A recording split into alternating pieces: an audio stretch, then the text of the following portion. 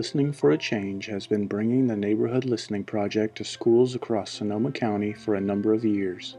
We are now beginning the 6th year at Roseland University Prep, RUP, and the following excerpts are from interviews conducted by RUP students around justice and equity.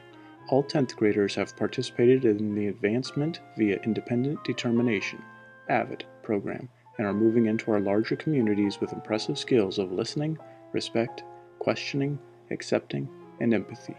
We are helping to support our future engaged citizens.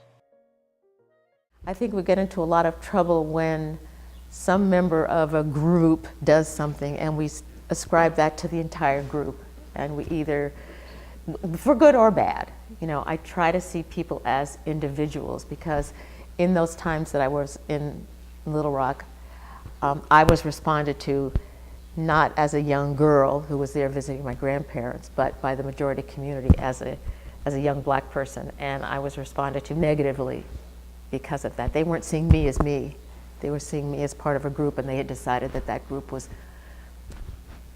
less worthy, shall we say, than others. So I try to not do that with other people, myself, because I know how that felt. And there was nothing I could do to change the fact that I was a young African-American girl.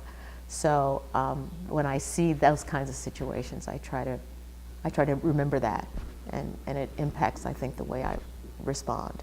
And I try to, I think, therefore, get an understanding of different folks and different communities and different cultures, and see the positive in all of that.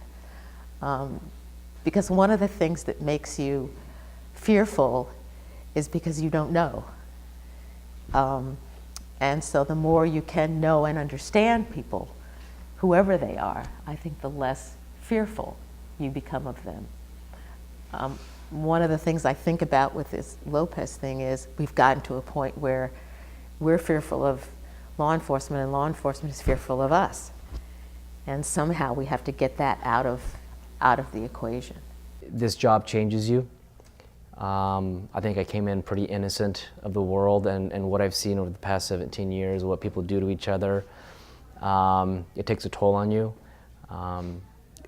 People say that cops are like robots, emotionless, and it's not something that we do because we think it's cool. It's a survival mode of, if I go to a house and a baby is dead and the parents are an absolute mess because they just lost their child, I don't want to feel their pain and then go to the next house and feel their pain too, because I'd be overwhelmed with the amount of pain that's going on. So I try to, I do what I need to do. I'm sympathetic of what they're going through, but I don't want to absorb all their pain because I wouldn't survive this career. So with the current trends of people being anti-law enforcement, it's gotten to the point where I say I can't wait till retirement, because it just seems like nobody likes the police and nobody understands what we're truly trying to do. When I think about what that means to me, justice, what it feels like in here is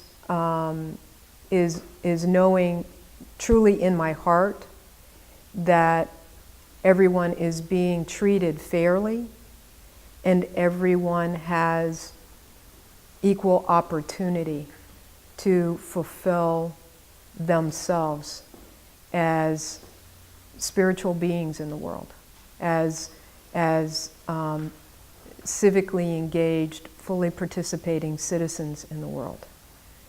And so that equal opportunity, that's kind of the test. That's where I'm looking for truth.